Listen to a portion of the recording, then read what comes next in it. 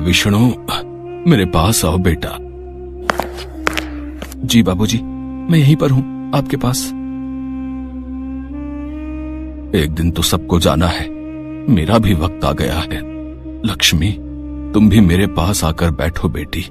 अब सुंदर कहाँ है? भैया रास्ते में है बाबूजी, बस पहुंचते ही होंगे। वो भी आ जाता तो ठीक रहता। तुम सबको एक जरूरी बात बतानी थी, कहीं उसके आने से पहले मेरे प्राण न निकल जाएं। ऐसा न कहिए पिताजी, आपको कुछ नहीं होगा। भैया भाभी बस आते ही होंगे। आएंगे, जरूर आएंगे वो, पर मेरे चले जाने के बाद और आते ही अपना हिस्सा मांगेंगे। अच्छे से जानता हूं उन दोनों को। तुम दोनों बहुत भोले हो और वो दोनों एक नंबर के चालाक। खैर, अब जो मैं बताने जा रहा हूं उसे ध्यान से सुनो। मैंने इस तरह बंसीलाल स्वर्ग सिधार गए और उनकी बात अधूरी ही रह गई। विष्णु और लक्ष्मी फूट फूट कर रोने लगे। बंसीलाल के दो बेटे थे। बड़े बेटे का नाम सुंदर और उसकी पत्नी मालती थी, जबकि विष्णु उनका छोटा बेटा था और उसकी पत्नी लक्ष्मी थी। बंसीलाल हमेशा से विष्णु के घर पर ही रहते थे। विष्णु और लक्ष्मी उनकी खूब सेवा करते थे, जबकि सुंदर और मालती को तो हमेशा से बस बंसीलाल की जमीन जायदाद से ही मतलब था। जैसा कि बंसीलाल ने कहा था, उनकी मौत के बाद सुंदर और मालती वहाँ पहुँचे। विष्णु, पिताजी चल बसे क्या? जी भैया, हम अनाथ हो गए भैया। बाबूजी नहीं रहे। कोई बात नहीं, हिम्मत रख भाई।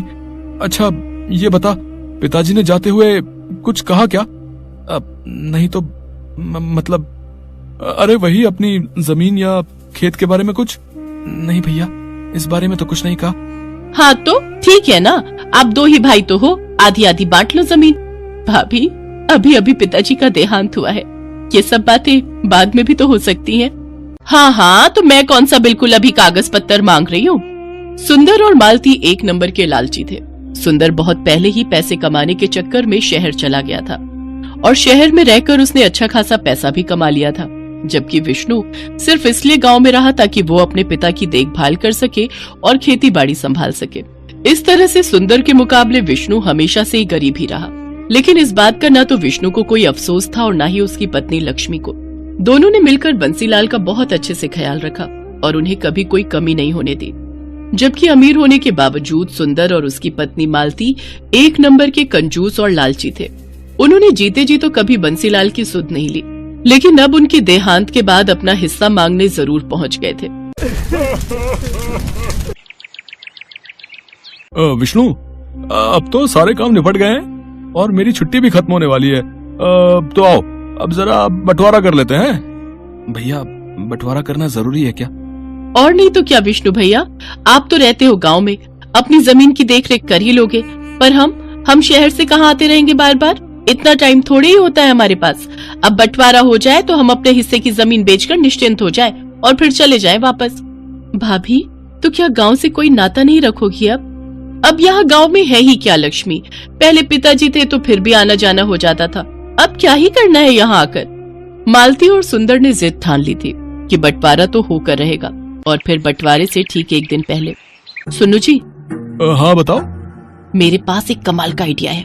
अगर हम कुछ ऐसा करें कि विष्णु अपनी जमीन भी हमें बेच दे तो कैसा रहेगा? पर वो अपने हिस्से की जमीन हमें क्यों बेचेगा? और हम क्या करेंगे इतनी सारी जमीन का भाई?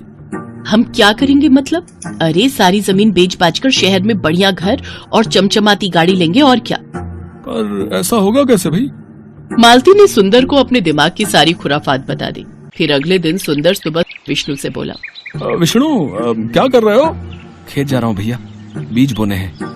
अच्छा, तो तुम मेरे साथ तहसील नहीं चलोगे क्या? तहसील? वहाँ क्यों जाना है भैया? अरे वो पिताजी का मृत्यु प्रमाण पत्र लेकर जमीन अपने नाम ट्रांसफर करवानी पड़ेगी ना। ओहो, भैया आप ही देख लो ना ये सब। मुझे वैसे इन सब के बारे में क्या पता। चलो ठीक है, मैं अपने हिसाब से देख लूंगा। भोला भाला विष्णु सुंदर पर बहुत भरोसा करता था। आखिर दोनों सगे भाई थे।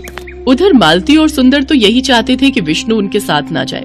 मालती और विष्णु उस दिन तहसील के बहाने सारा दिन घूमते रहे और फिर शाम को अपने प्लान के मुताबिक वो घर में दाखिल हुए। अरे भैया भाभी, आ गए आप लोग? थक गए होंगे ना, पूरा दिन लग गया आज तो। अरे पूछो मत, पूरा दिन धूप में परेशान हो गए। और हासिल क्या हुआ? ढेला। ढेला ही मिलेगा ना। पिताजी ने हमारे लिए कुछ नहीं छोड़ा। कुछ नहीं छोड़ा?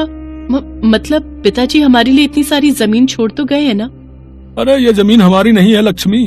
पिताजी ने बैंक से लोन लिया था ना 2 लाख रुपए का, जो उन्होंने चुकाया नहीं, और बैंक ने अब जमीन पर केस लगा दिया है।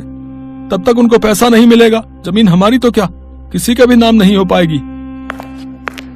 पर भैया, पिताजी ने तो इस बारे में कभी कुछ नहीं बताया। अरे कैसे बताते? अगर वो बता देते कि जमीन गिरवी रखी है तो हम नाराज नहीं हो जाते? खुद तो चले गए और हमें भिखारी बना गए। कुछ भी हो भाभी, पर ऐसे तो मत बोलिए पिताजी के बारे में। अरे तुम चुप रहो लक्ष्मी। ये देख रही हो, ये बैंक का नोटिस है। इसमें साफ साफ लिखा है कि अगर हमने 1 महीने के अंदर 4 लाख रुपए नहीं चुकाए तो वो खेत की जमीन के साथ साथ हमारे घरों पर भी कब्जा कर लेंगे। हे भगवान, अब हम क्या करेंगे भैया? अब तो बस एक ही तरीका है विष्णु, 2 लाख तुम दो, 2 लाख हम देते हैं और जमीन बचा लेते हैं। भैया लेकिन इतना पैसा तो नहीं है हमारे पास। विष्णु और लक्ष्मी सुंदर और मालती की चाल में फंस चुके थे। वैसे एक तरीका है जिससे काम बन सकता है। हाँ, तो जल्दी बताओ ना।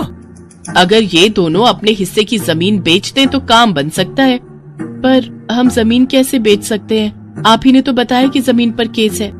हाँ, कोई और तो नहीं ले सकता, लेकिन हम तो ले सकते हैं। अगर तुम दोनों अपने हिस्से की जमीन हमें दे दो तो मैं अपने भैया से 2 लाख रुपए लेकर बैंक के पैसे चुका दूंगी, और फिर जब जमीन पर केस खत्म हो जाएगा तो उसे बेचकर अपने भैया के पैसे चुका दूंगी। भाभी, ऐसे तो हमारे पास जमीन ही नहीं रहेगी। अरे नहीं, ऐसा मत सोचो। वो नदी के पास अपना छोटा खेत है ना, ऐसा करो उसे तुम ले लो, उसी पर खेती करो। तुम मेरे भाई हो, इतना तो मैं कर ही सकता हूँ तुम्हारे लिए। बस एक वही ऐसा खेत है जो गिरवी नहीं है। मालती और सुंदर ने बहुत गहरी चाल चली थी। उधर विष्णु और लक्ष्मी सोच रहे थे कि उनके भैया भाभी ने उनका घर बिकने से बचा लिया है। फिर वैसा ही हुआ जैसा तय हुआ था। लक्ष्मी और विष्णु ने अपने हिस्से की जमीन मालती के नाम कर दी और खुद नदी के पास वाले खेत में खेती करने लगे। फिर कई दिन बीत गए। मालती और सुंदर सारी जमीन मिलने से खुश थे, तो विष्णु और लक्ष्मी भी अपना घर बच जाने की बात से संतुष्ट थे। लेकिन वो कहते हैं ना कि जो जैसा बोता है वैसा ही काटता है। एक दिन सुबह सुबह नदी के पास वाले खेत में, लक्ष्मी, लक्ष्मी, जल्दी इधर आओ। क्या हुआ जी? ये देखो, खेत में जुताई करते हुए मुझे क्या मिला? जुताई में विष्णु को एक लोहे का बक्सा मिला था जिसमें ढेर सारे सोने के सिक्के भरे हुए थे। तो वहीं दूसरी तरफ ठीक उसी वक्त शहर में मालती के घर की घंटी बजी। ये घर सुंदर का है?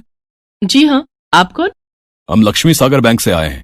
आपके पिता बंसीलाल ने 4 लाख रुपए का लोन लिया था हमसे, और उन्होंने उसकी सिर्फ 3-4 किश्तें ही चुकाई हैं। हम गांव में आपकी खेती की सारी जमीन अपने कब्जे में ले चुके हैं और उसकी नीलामी करेंगे। अगर आप चाहते हैं कि हम ऐसा ना करें तो आपको सूद समेत कुल 9 लाख रुपए भरने पड़ेंगे, वो भी 3 महीनों के अंदर। सुंदर आए तो उन्हें ये बात बता देना। मालती को समझ नहीं आ रहा था कि आखिर ये सब क्या हुआ और कैसे हो गया, लेकिन सच तो यही था कि अब जाकर हुआ था असल मायने में बंटवारा। जिसने जो बोया था वही उसे मिल रहा था।